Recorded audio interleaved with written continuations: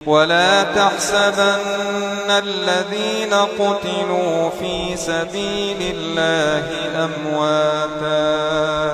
بل أحياء عند ربهم يرزقون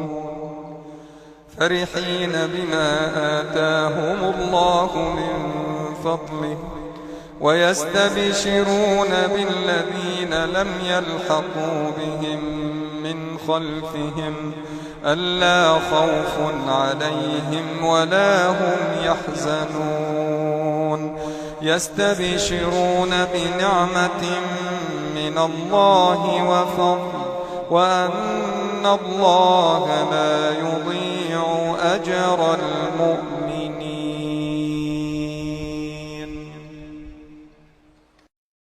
السلام علیکم. آج صبح 9 بجے کے قریب یہ خبر ملی ایران کی طرف سے کہ اسماعیل ہانیہ جو ہیں، جو کہ پولیٹیکل لیڈرشپ کو ریپرزینٹ کرتے ہیں حماس کی، غازہ کی اور فلسطینی قوم کی،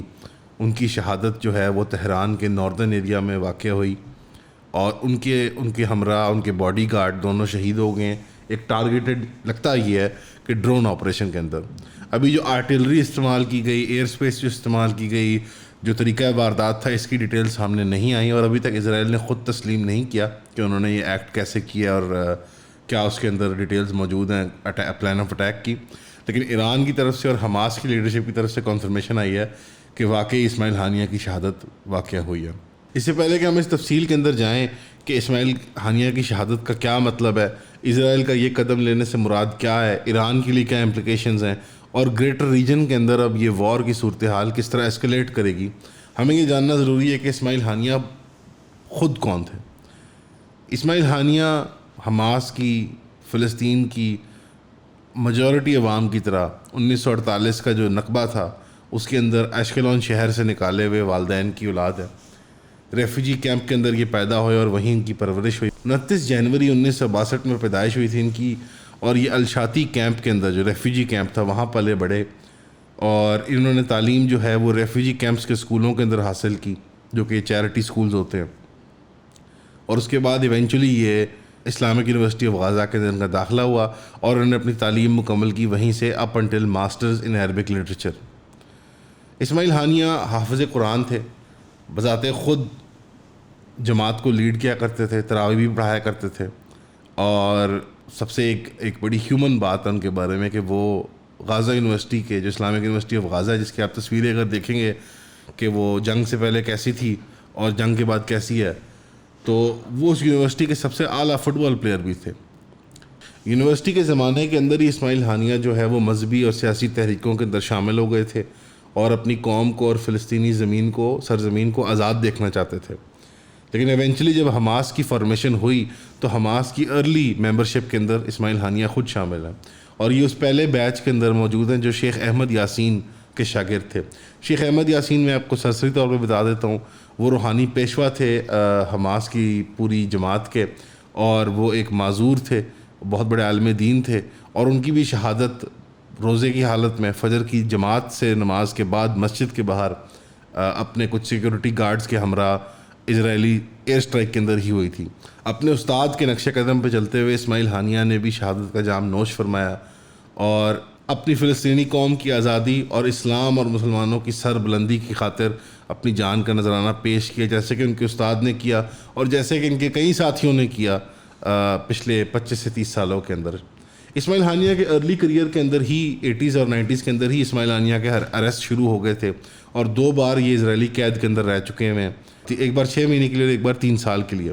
ایونچولی 1992 میں واپس آئے لبنان سے واپس غازہ. جب یہ واپس آئے لبنان سے غازہ تو ان کو لیڈرشپ رول ایک میجر لیول پہ ملا اور ایونچولی جب 2006 کے اندر جب الیکشنز ہوئے اور unanimously across the board Hamas نے لیڈرشپ کو ون کیا تو ان کو پرائم منسٹر کے طور پہ الیکٹ کیا گیا تھا. انفارچونیٹلی وہ حکومت چل نہیں سکی بہت دیر کے لیے بیکاز جو الفتح ہے جو کہ PLO پیلسٹینین لبریشن اتھارٹی کا ملٹری ونگ ہے، ان کی اور ان کے درمیان ایک سول کانفلکٹ شروع ہو گیا تھا حماس کے درمیان. تو اسماعیل ہانیہ نے as prime minister step down کر لیا اپنی قوم کی جنرل بہتری کی خاطر. لیکن وہاں پہ یہ فائدہ ضرور ہو گیا کہ غازہ اسٹرپ کے اوپر جو ہے حماس کا کنٹرول برقرار رہ گیا کیونکہ PLO جو at this point practically outsource جو ہے ایک قسم کی کلونیل اینٹی بن چکی ہوئی تھی, اور جو PLA جو ہے اور وہ صرف اور صرف جو اسرائیلی مینجمنٹ کے لیے آؤٹ سورسڈ آپ سمجھنے بیوروکریسی تھی فلسطینی قوم کو کنٹرول کرنے کے لیے اور ان کو اپنے پنجروں میں بند رکھنے کے لیے. اپنی اعلیٰ قیادت کی بنیاد پر ایونچولی 2017 کے اندر اپنے کولیگ خالد مشعل کی ریپلیسمنٹ کے طور پہ ان کو سکسیڈ کیا انہوں نے as the political head of Hamas 2017 کے اندر. اور یہ اس رول میں آگے کہ جو ڈپلومیٹک تعلقات ہیں فلسطینی قوم کے, غازہ کے لوگوں کے خاص طور پہ, اور حماس کی لیڈرشپ کے باقی ممالک کے ساتھ, یہ ان کو دیکھنے لگے. ایونچولی انہوں نے اپنا قطر کے اندر ہوم بیس بنا لیا, اور 2023 کے اندر جب یہ کانفلکٹ شروع ہوا تب بھی یہ قطر کے اندر موجود تھے. اب یہاں پہ ایک سوالیہ نشان اکثر لوگ اٹھاتے ہوتے ہیں کہ اگر یہ اتنے اپنے قوم کے محب ہیں تو یہ وہاں جا کے ان کے ساتھ لڑتے کیوں نہیں ہیں. یہ کچھ عقل کے تقاضے ہیں. اگر کاش ہماری قوم اتنی سیانی ہوتی کہ ان باتوں سے وہ رائز ابو کرتی, کیونکہ بنیادی طور پہ اگر آپ کا ایک بندہ پولیٹیکل اور ڈپلومیٹک تعلقات کو ہینڈل کرتا ہے تو یہ بات اتنی عقل میں نہیں بیٹھتی, سینس نہیں بناتی کہ آپ اس کو اس جگہ میں بند کر دیں, نظر بند کر دیں جہاں کی انٹری اور ایگزٹ جو ہے وہ اسرائیل خود کنٹرول کرتا ہے, یعنی کہ آپ کا دشمن. تو پولیٹیکل لیڈرشپ کا باہر موجود ہونا, محفوظ ہونا بہت ضروری ہے. اور یہ بات نہیں ہے کہ وہ کوئی جنگ کی تپش سے محفوظ تھے, ان کے سارے رشتہ دار وہیں رہتے ہیں. ان کے خود کے 3 بیٹے, 2 پوتے, 1 پوتی اور 1 بہن شہید ہو چکی ہوئی ہیں اس جنگ کے اندر. اور جب بلکہ ان کی جو پوتی ہیں وہ جو چھوٹی عید تھی عید الفطر, اس پہ اپنی فیملی کے ساتھ گفٹ بانٹنے گئی تھی پبلک میں, کیونکہ یہ جو لیڈرشپ رول ہیں پولیٹیکل رولز, ان کا ایک کام ہوتا ہے کہ لوگوں کی جو ہے وہ ایک قسم کی نشو و نما کے لیے نکلنا اور ان کی حالہ شیری کرنا اور ان کے اندر گفٹس اور مال بانٹنا. تو منع بھی کیا گیا تھا ان کی فیملی کو, لیکن انہوں نے کہا تھا ہم اپنے رول سے ہٹ نہیں سکتے. جو ہمارے والد کا کردار ہے حماس کے اندر, ہم نے وہ ادا کرنا ہی کرنا ہے اپنی قوم کے لیے. تو ان کی چھوٹی سی, میرا خیال ہے وہ 3 یا 4 سال کی تھی ایٹ دیٹ ٹائم, بچی وہ شہید ہو گئی. لیکن اس کے برعکس اگر آپ پرائم منسٹر نیتن یاہو کو دیکھیں تو ان کے صاحبزادے جو ہیں یائیر نیتن یاہو, وہ جنگ شروع ہونے کے ساتھ مائمی میں پائے جاتے ہیں اور وہ آج تک مائمی کے اندر موجود ہیں. یعنی پوری جو 9-10 مہینے سے جنگ چل رہی ہے, 11 مہینے سے جنگ چل رہی ہے,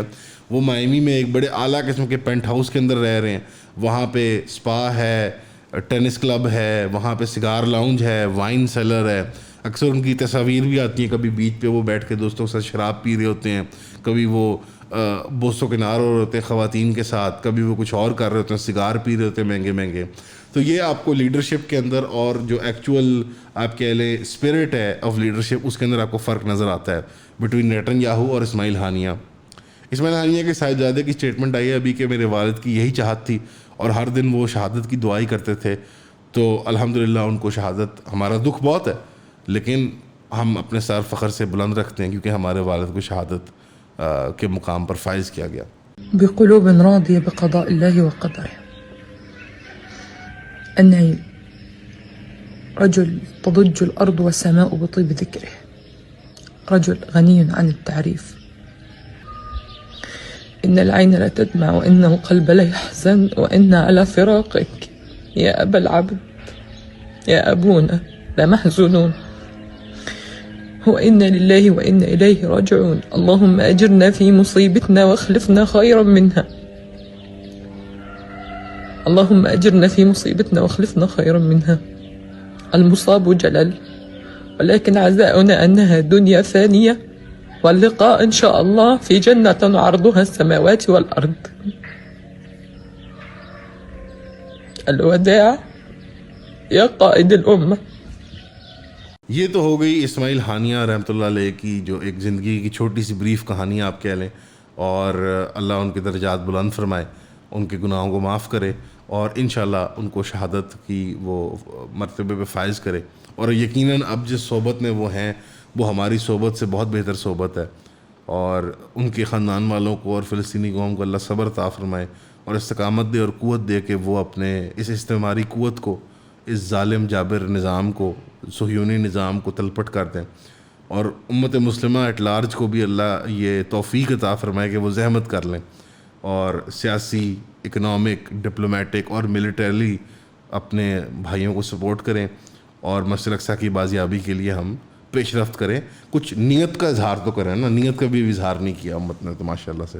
اب آتے ہیں اس کے ریجنل امپلیکیشنز کے اوپر. حال ہی میں آپ نے دیکھا ہوگا کہ US کانگریس کے اندر چوتھی بار نیتن یاہو جو ہیں وہ پیش کیے گئے, اور یہ وہ چوتھی بار ہے ورلڈ ریکارڈ قائم کرنے والی, کیونکہ اس سے پہلے صرف 3 بار ہی میکسیمم نمبر آف وزٹس تھے, اور اس میں یہ خود ٹائڈ تھے ونسٹن چرچل کے ساتھ. ونسٹن چرچل وہ پرائم منسٹر ہے UK کا جس نے امریکہ کے ہمراہ ایک ورلڈ وار لڑی.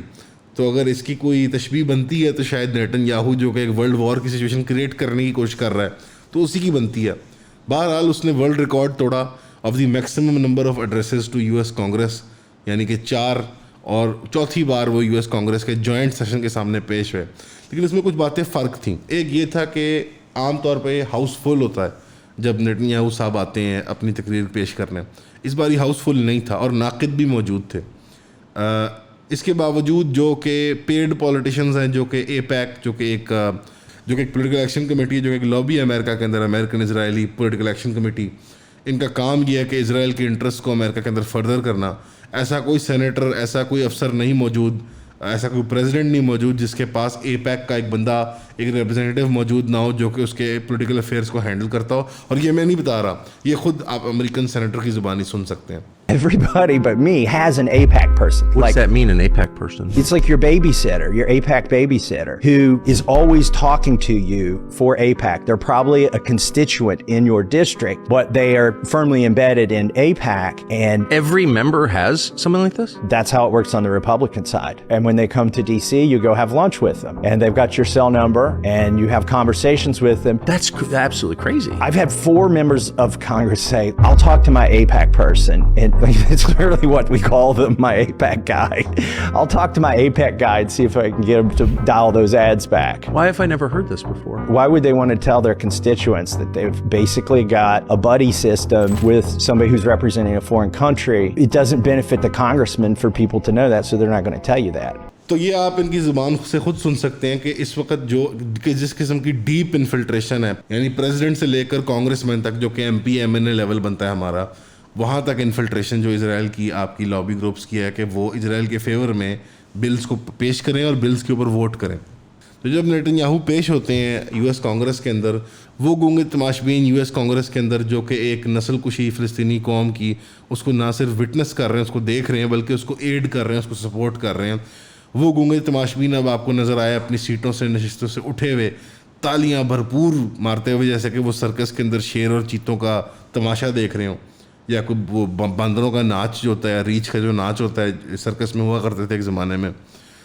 کیونکہ نیتن یاہو جو ہے وہ پریکٹیکلی ان کو اون کرتا ہے, کیونکہ اس کی جو انٹیلیجنس کمیونٹی ہے, اس کی بزنس کمیونٹی ہے اسرائیل کی, انہوں نے millions if not billions of dollars خرچ کیے ہیں سالانہ ان کی ہی لیڈرشپ کو اپنے قابو میں رکھنے کے لیے. پہلی چیز جو واضح ہوتی ہے کہ نیتن یاہو جو ہے سسٹمیٹکلی جو ہے سیز فائر کی کوئی بھی بنیاد اگر بنتی ہے, کوئی بھی گنجائش بنتی ہے, اس کو وہ سیبوٹاج کر رہے ہیں. اس کی میں آپ کو سمپل مثال دیتا ہوں کہ جو ریپرزینٹیو تھے حماس کی طرف سے, فلسطینی قوم کی طرف سے نیگوسیشنز کے اندر, وہ اسماعیل ہانیہ خود تھے. تو جو آدمی نیگوسیشنز کو لیڈ کر رہا تھا فلسطینی قوم کی طرف سے, انہی کو اسیسنیٹ کر دیا. تو یہ بدنیتی اسرائیل کی اس سے ظاہر ہوتی ہے کہ اسرائیل ایکچولی کوئی نیگوسیشن اور کوئی نیگوشیٹڈ سیٹلمنٹ نہیں چاہتا. اس کے اندر نیتن یاہو کی ذاتی گورنمنٹ کا بھی بقا ہے, ان کی بقا اور سلامتی بھی اس کے اندر ہے, کیونکہ ظاہری بات ہے اتنے بڑے فیلئر آف اور آپریشن کے بعد پہلے 7 اکتوبر کا ہونا, اتنے زیادہ اسرائیلی فوجیوں اور سٹیزنس کو قیدی بنا لینا جانا, پھر ایک مستقل جنگ کے اندر جو ہے وہ بار بار لاسز گین کرنا, کیونکہ ظاہری بات ہے خبریں تو واپس آتی ہیں, آپ کا رشتہ دار زخمی ہو کے قتل ہو کے واپس تو آتا ہے تابوت میں. تو اسرائیلی قوم کے لیے یہ ان ایکسیپٹیبل باتیں ہیں. پلس نیتن یاہو کی فیملی کے اوپر اب ایک کرپشن کے بھی بہت الزام بن چکے ہوئے ہیں, اور جو وہ چینج لانا چاہ رہے تھے اسرائیل کے جوڈیشل سسٹم کے اندر, اور اس کے لیے میسو پروٹیسٹ 7 اکتوبر سے پہلے ہو رہے تھے, تو وہ والی انرجی بھی ابھی بھی انڈر دا سرفیس موجود ہے اینٹی نیتن یاہو سینٹیمنٹ اسرائیل کے اندر. تو نیتن یاہو کی بقا اور سلامتی اس کے اندر ہے کہ جنگ جو ہے وہ مزید چلتی رہے, پختی رہے, کیونکہ اس کو یقین ہے کہ اپنے ریجنل پرابلمز جو ہے جیسے کہ حزب اللہ ہے لبنان میں, یا پوٹینشلی غازہ کی حماس ہے, یا ایجپٹ ہے, یا یمن ہے, ان کے ساتھ ڈیل کرنے کے لیے وہ خود کافی نہیں ہے. لیکن اگر وہ اس کو ایک میجر ریجنل کانفلکٹ بنا دیتا ہے, اس میں تبدیل کر دیتا ہے, تو وہ یقیناً امریکنز کو اس کے اندر ایک اور بے تکی, بے ڈھنگی, لمبی چوڑی جنگ کے اندر امریکنوں کو مڈل ایسٹ کے اندر داخل کر سکتا ہے. اور آپ کو یہ ریٹسزم جو ہے اسرائیل کا ابھی سے نہیں نظر آ رہا, آپ کو پچھلے 1 سال سے نظر آ رہا ہے. کبھی وہ ڈمیسکس پہ حملہ کرتے ہیں, کبھی وہ سفارتی ٹارگیٹس پہ حملہ کرتے ہیں, کبھی وہ پورٹس پہ حملہ کرتے ہیں, کبھی وہ عام سویلین ٹارگیٹس پہ حملہ کرتے ہیں, لبنان میں, سیریا کے اندر, یمن کے اندر, اور اوبیسلی غزہ کے اندر تو کر ہی رہے ہیں. اور اب انہوں نے ایران کے اندر بھی یہ حملہ کر دیا, ٹارگیٹڈ آپریشن. اس وقت ان کی ایک حتی الامکان کوشش ہے کہ ایران کو ہیوملیٹ کیا جائے انٹرنیشنل پلیٹ فارمز کے اوپر, اور مجبور کیا جائے کہ وہ ایسا ایسکلیٹری رسپانس دے کہ جو کہ ایک وائڈر ریجنل وار کو دعوت دے. کیونکہ پچھلی بار آپ کو یاد ہوگا جب ان کے سفارت خانے پہ ڈمیسکس میں حملہ کیا تھا اسرائیل نے, تو ایران نے بہت ایک کنٹرولڈ رسپانس دیا تھا. کنٹرولڈ ایسکلیشن کہتے ہیں اس کو. ایک ایسکلیشن لیڈر ہوتا ہے ڈپلومیٹک تعلقات میں, جس کو آپ ایک حد تک ہی 1 اسٹیپ ایٹ اے ٹائم چلاتے ہیں, بیکاز آپ 0 to 100 نہیں کرتے اوبیسلی, بیکاز ایک آپ رسپانسبل ملک ہونے کا مظاہرہ کرتے ہیں, کیونکہ آپ جنگ کو ایٹ آل کاسٹ اوائڈ کرنا چاہتے ہیں. لیکن اسرائیل ایک رسپانسبل ملک ہونے کا مظاہرہ نہیں کر رہا, وہ چاہتا ہے کہ 0 to 100 قسم کی ایک ایسکلیشن ہو. اب ایران کے اوپر یہ پریشر آتا ہے اس صورتحال کے اندر یہ کہ وہ کیا رسپانس کرتا ہے اسرائیل کا, کیونکہ جو اسرائیل نے کام کیا کہ ان کے گیسٹ کو جو ان کی پروٹیکشن کے اندر تھا, ایک سفارتی ٹارگیٹ کو انٹرنیشنل بارڈرز کراس کر کے وہ ٹارگیٹڈ اسٹرائک کی ایران کی ہوم سوائل کے اوپر.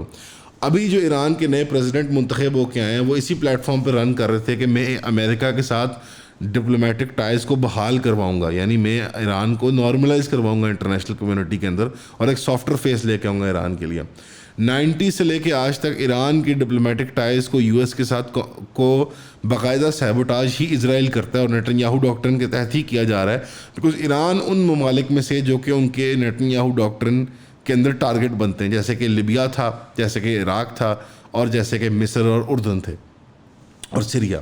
تو اب لاسٹ آپ کہہ لیں ڈومینو جو وہ گرانا چاہتے ہیں وہ ایران کا ڈومینو ہے, اور اس کے لیے بذات خود وہ ملٹری مائٹ اسرائیل نہیں رکھتا انٹرنیشنل ڈپلائمنٹ کے لیے اور ایک بڑی لمبی طویل جنگ کرنے کے لیے ایران کے خلاف. اس کے لیے ان کو امریکہ بہادر کی ضرورت ہے, اور امریکہ بہادر کو آپ نے جب دیکھا کہ جب ایران نے بھی اٹیکس کیے ڈپلومیٹک کیبلز میں, سب پورے بتا کے کہ بھی ہم آ رہے ہیں, ڈرون آ رہے ہیں, ہمارے راکٹ آ رہے ہیں, وہ سب کچھ جب انہوں نے کیا تھا تماشا, تو اس کے اندر آپ کو نظر آیا کہ امریکن نیوی نے اور برٹش نیوی نے بھی ان کے ڈرونز اور ان کے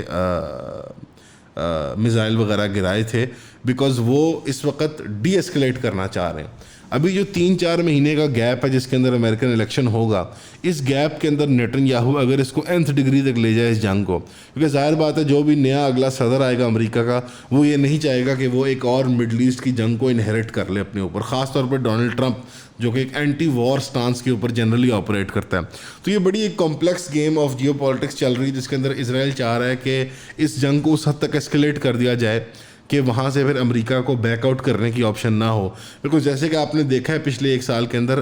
امریکن قوم کے ساتھ, یورپین قوم کے ساتھ, generally world community at large کے ساتھ اسرائیل نے اپنا سارے کا سارا پولیٹیکل کیپٹل برن کر لیا ہے, اور اس کو اپنے لیے وہ ایز اے ڈو اور ڈائی مشن سمجھ کے بیٹھا ہوا ہے ایک نیتن یاہو اور اس کی کیبنٹ کی ایگو کے پیچھے. سو لب لباب یہ ہے, اسماعیل ہانیہ ایک خود مختار, دلیر, حافظ قرآن, باٹم اپ جس کو کہتے ہیں گراس روٹ لیڈرشپ کے صاحب ہیں, اور شیخ احمد یاسین کے اوریجنل شاگردوں میں سے ہیں, اور انہوں نے فلسطینی قوم کے کاز کو وہاں پہنچایا جو کہ 10 سے 15 سال سے ڈیڈ پڑا ہوا تھا. اور یہ بات کہنے میں مجھے کوئی آڑ محسوس نہیں ہوتی کہ امت نے پچھلے 10-15 سالوں کے اندر کمپلیٹلی فلسطین کے ایشو کو بھول چکے ہوئے تھے. اور آپ جنرل ڈسکورس میں دیکھ لیں, اخبار خبر میں دیکھ لیں, آپ ہمارے پولیٹیکل عزائم میں دیکھ لیں, 2000s کے بعد سے اسرائیل کا اور فلسطین کا معاملہ ختم ہو چکا ہوا تھا امت کے لیے ایٹ لارج, اور سب لوگ ایک ولفل اگنورنس کی حالت کے اندر رہ رہے تھے. اور 2010s کے بعد آپ کو نظر آیا, بلکہ میں کہوں گا 2015 آنورڈز, کہ گریٹر ریجنل عرب ممالک جو ہیں عراق کا خوف دیکھ کے, سیریا کا خوف دیکھ کے, افغانستان کا خوف دیکھ کے آہستہ اپنے سفارتی تعلقات بحال کر رہے تھے اسرائیل کے ساتھ, اور سارے کے سارے 1 by 1, حتیٰ کہ سعودی عربیہ کا بھی ڈومینو گر گیا اور انہوں نے بھی گھٹنے ٹیک دی اسرائیل کے سامنے. اور پاکستان جو کہ ان کا ایک ٹوٹی ہے وہ ساتھ ہمراہ آپ کو نظر آ رہا ہے اسرائیل سے دوستیاں پینگے بڑھانے کی کوششوں میں پچھلے 4-5 سالوں سے. تو فلسطین کے لوگوں نے, حماس کی لیڈرشپ نے, اور خصوصاً اسماعیل ہانیہ نے پچھلے 1 سال میں نہ صرف فلسطینی قوم کا جذبہ, فلسطینی قوم کا کاز پوری امت بلکہ پوری دنیا کے اندر اس کی سچائی، اس کا لوہا منوایا ہے، اور انہوں نے اپنی جانوں کے، اپنے رشتہ داروں کی جانوں کے، اپنے مال کے نذرانے پیش کیے ہیں، اور آخرکار اسماعیل ہانیہ نے شہادت کا جام نوش فرمایا، اور اس سے بڑا مقام ان کے لیے نہیں ہو سکتا. اور اسماعیل ہانیہ اور حماس کی لیڈرشپ اور لیٹس سے فلسطینی قوم پوری کی پوری اگر جان کے نذرانے بھی پیش کر دے تو ریجنل طور پہ عرب ممالک کو، ایران کو، پاکستان کو، مسلمانوں کو ان جنرل سوچنا چاہیے کہ یہ جنگ کب تک چلے گی اور اس کی اسکلیشن کا پوائنٹ کہاں ختم ہوگا. اگر مسلمان ممالک انٹروین نہیں کرتے ڈپلومیٹکلی، پولیٹیکلی، ملٹری، اکنامکلی، ابھی تک تو پاکستان کے کسی سفارت خانے سے کوئی پیغام بھی نہیں آیا اللہ کے فضل سے. As of now recording time ہم یہ 1:45 بجے ریکارڈ کر رہے ہیں، تو جب ریلیز ہوگا یقیناً کوئی نہ کوئی آ چکی ہوگی اسٹیٹمنٹ، اور یقیناً وہ کوئی نہ کوئی ڈس اپوائنٹمنٹ کی اسٹیٹمنٹ ہوگی. ہمیں من حیث القوم سوچنے کی ضرورت ہے کہ ہم 2 بلین لوگ جو ہیں کب تک سر زمین میں دسائے بیٹھے رہیں گے. جاتے جاتے دنیا سے اپنا آخری پیغام بھی وہ اپنے آخری لمحات میں بھی وہ فلسطینی قوم کے لیے سوچ رہے تھے. ان کی لاسٹ جو ریکارڈڈ اسٹیٹمنٹ ہے وہ یہی ہے کہ 3 اگست کو ہم لک فارورڈ کر رہے ہیں کہ وہ ایک انٹرنیشنل ڈے ہوگا سولیڈیرٹی کا فلسطینی قوم کے ساتھ، غزہ کے لوگوں کے ساتھ. اور جہاں جہاں بھی آپ دنیا میں موجود ہیں، مسلم و غیر مسلم، اگر آپ انسانیت کا درد رکھتے ہیں اور غزہ کے لوگوں کا درد رکھتے ہیں تو آپ ان کے ہمراہ کھڑے ہیں. اس کا اظہار کریں، اظہار یکجہتی کریں، اور انشاءاللہ ہم بھی اس دن کو منائیں گے، اور مجھے امید ہے کہ آپ بھی منائیں گے. جو مختلف کیمپینز، مختلف جو جماعتیں، مختلف تحریکیں جو فلسطین کے حق میں آواز اٹھا رہی ہیں، واکس کر رہی ہیں، مارچز کر رہی ہیں، بائیکاٹ کو سپورٹ کر رہی ہیں، آپ ان کے ساتھ مستقل جڑے رہیں. اور 3 اگست کو خاص طور پہ انٹرنیشنلی سوشل میڈیا کے ذریعے، اپنی آواز کے ذریعے آپ پوری دنیا کو پیغام پہنچائیں کہ آپ اسرائیل کی فسطائیت اور ظلم کو مزید برداشت نہیں کریں گے. شکریہ. آج کل کے دور میں پبلک سپیکنگ سکلز ہونا انتہائی ضروری ہے. آپ کوئی بھی کام کریں، کاروبار ہو، نوکری ہو، اسکول کے اندر ہو، جتنا آپ اچھا بولیں گے، جس طرح آپ آرگیومنٹس اور تھاٹس اپنی پریزنٹ کریں گے، اتنی ہی مقبولیت آپ کو معاشرے میں ملے گی. Clarity of thought directly related ہے کلیئرٹی آف اسپیچ کو. تو ایون پہ ہم نے ڈیسائیڈ کیا کہ ہم پہلی دفعہ کورس آفر کریں گے پبلک سپیکنگ اور کانفیڈنس بلڈنگ کے اوپر. ہم چاہیں گے کہ آپ یہ کورس ضرور جوائن کریں. اس کے فزیکل سیشنز بھی ہوں گے اور آن لائن سیشنز بھی ہوں گے. ایک تو ہمارے چینل کو سپورٹ ہو جاتا ہے اور ہم فیل کرتے ہیں کہ ایک اسکل جو ہمارے پاس ہے، جس کا ہمارا انڈیویجول بیک گراؤنڈ بھی ہے، ہم وہ آپ کو سکھا سکتے ہیں. تو پلیز ضرور ہمارے کورس کو جوائن کریں. Thank you.